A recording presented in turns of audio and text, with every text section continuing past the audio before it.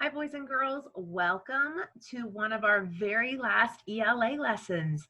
Today, we are going to look at our very last focus skill, which is context clues. And then we're going to finish up with a read aloud of From Seed to Plant. And we have two really cool activities for you. So let's go ahead and get started. So what is a context clue? We know this, boys and girls. Context clues are the words and sentences around a word or phrase that give readers clues to its meaning. So I need you to get out your magnifying glasses and be ready to be detectives. We are going to watch a really short video clip on using an example of context clues. Here we go.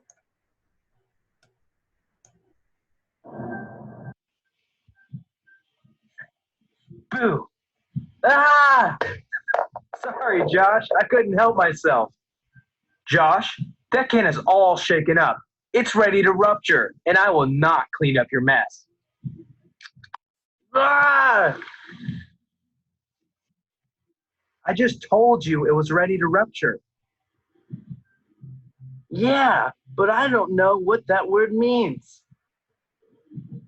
Well, didn't you hear the clues in what I was saying? I told you it was all shaken up and would probably make a big mess. Those clues should have let you know that rupture means explode.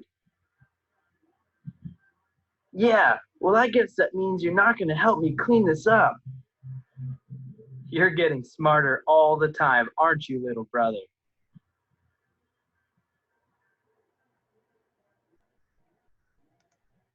Okay, so that was an example of the little boy not knowing what his brother meant by the word rupture.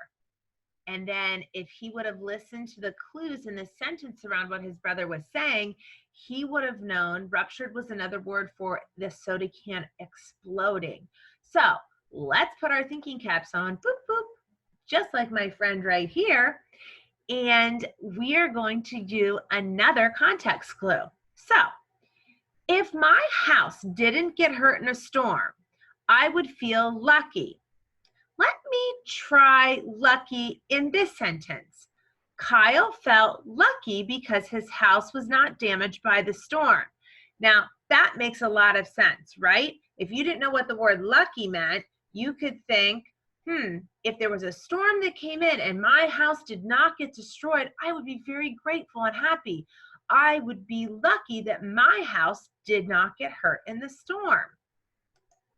So boys and girls, what we need you to do next is if you take a look here, you have a From Seed to Plant vocabulary strategy page using context clues.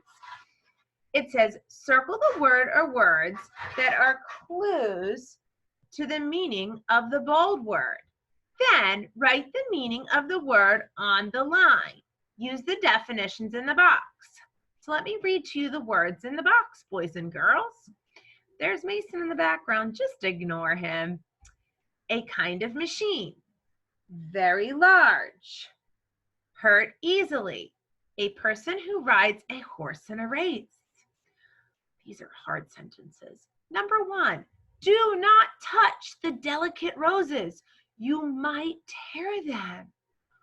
Well, if something tears easily, do you think it's a kind of medicine? Do you think it's a person riding a horse? Do you think it's something that's very large? Or do you think it's something that could get hurt easily? That's correct, boys and girls, hurt easily. So go ahead and write that down there on line number 1. Great job. Let's skip down here to number 2.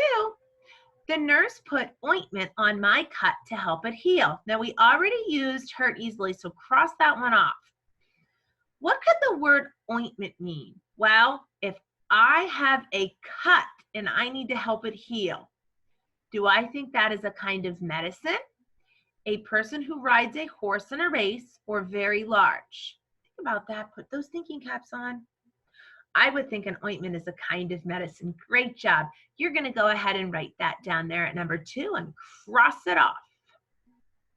Number 3, the enormous elevator was the biggest I'd ever seen. Well, enormous and biggest are synonyms.